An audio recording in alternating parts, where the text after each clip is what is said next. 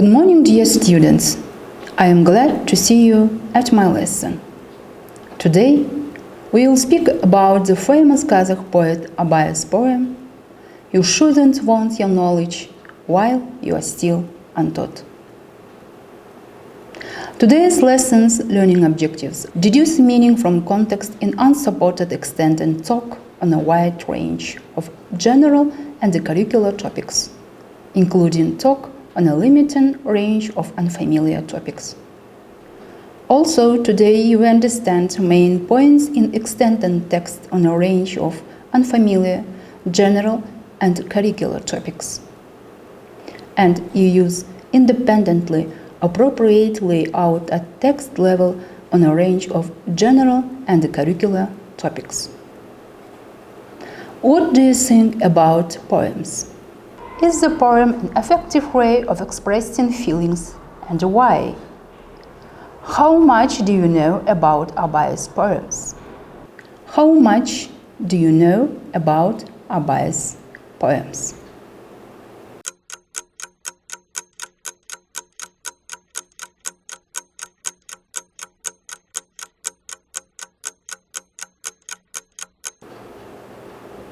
Poem is a special type of speech, a peculiarly expressive system that differs significantly from both everyday speech and artistic prose.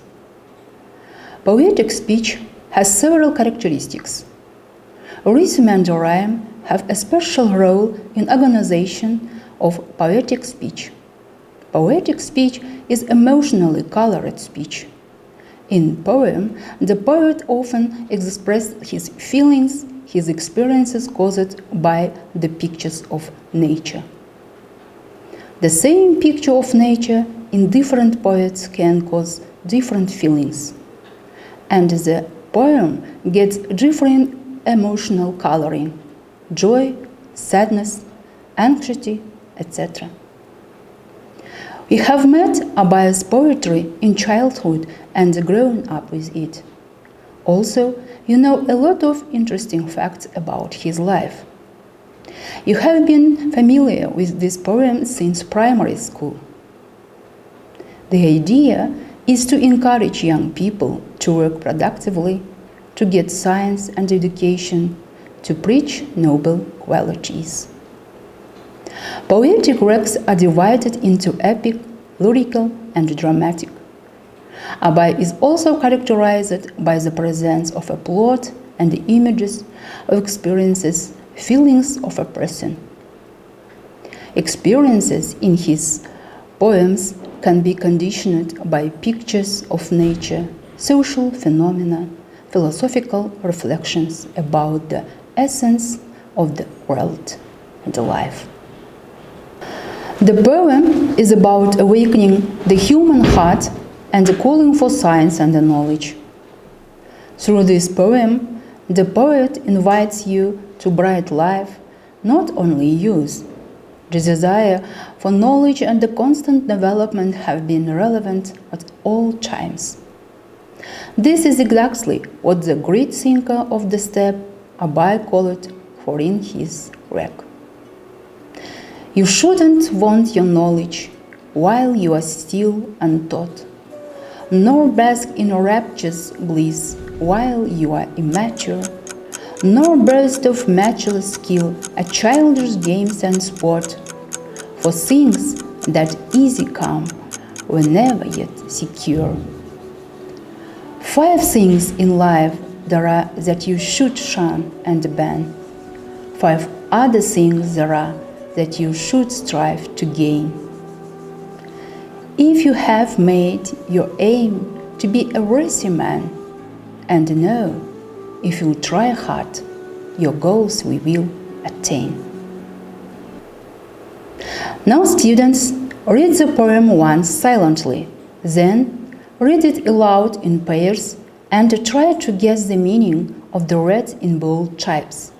To do this, you need to choose one of the word options. To correct one is a synonym or definition for this word. Think a bit.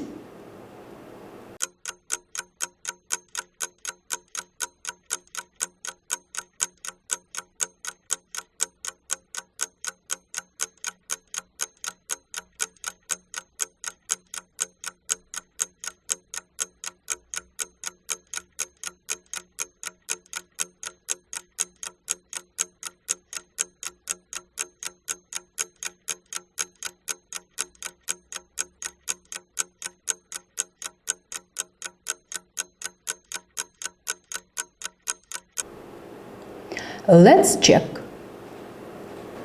Let's do next activity, which is called fill in the gap. It is individual procedure.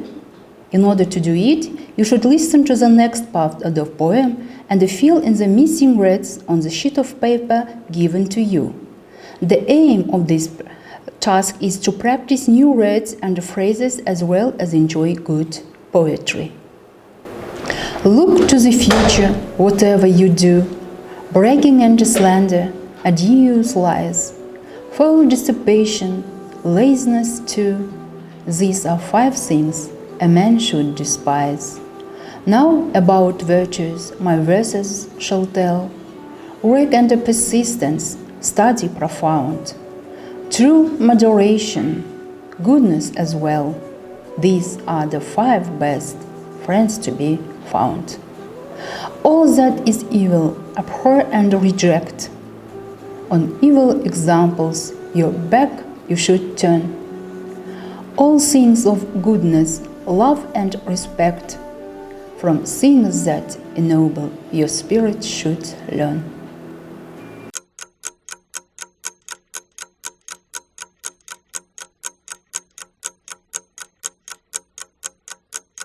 Let's check.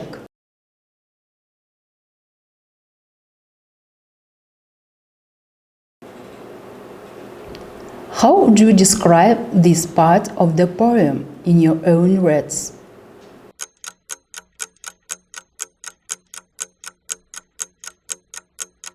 The formula for 5 noble deeds, happiness, and after all 5 of them lead to goodness and a good life. Of course, it is not easy to discover the idea of the 5 noble truths and the 5 evils. This is because Abhay raised 2 complex issues, the struggle of body and soul and the self-improvement. 5 enemies are manifestations of selfishness, and the 5 noble deeds are manifestations of pluralism.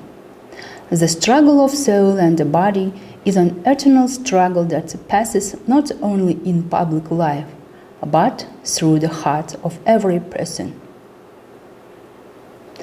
Activity number 3. It is called Brain Power Words.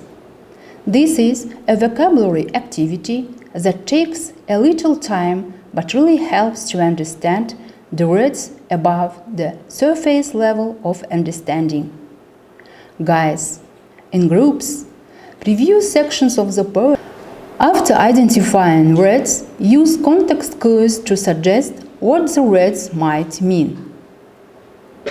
Here you can see hints, which can help you. For example, substitution hints a well-known word with making sense in this context and is probably a good definition. Definition hints, the word is defined in the text. Oppositions clues, the words not, unlike, etc. are excellent clues to what the word is not and thus help define words. After the list of words power of the brain is determined and the definitions are found together, we will check your work.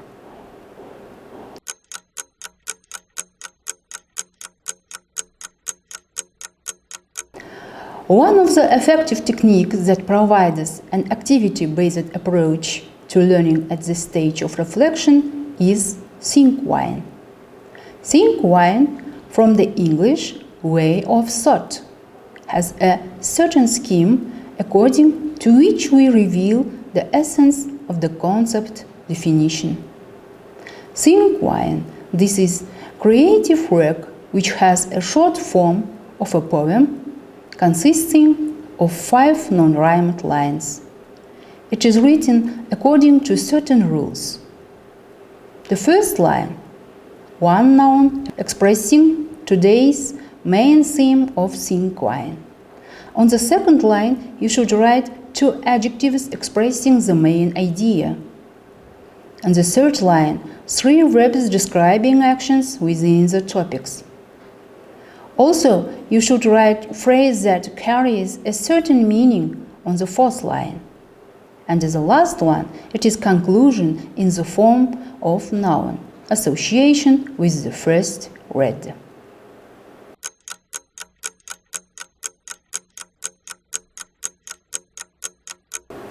It's time to finish our lesson.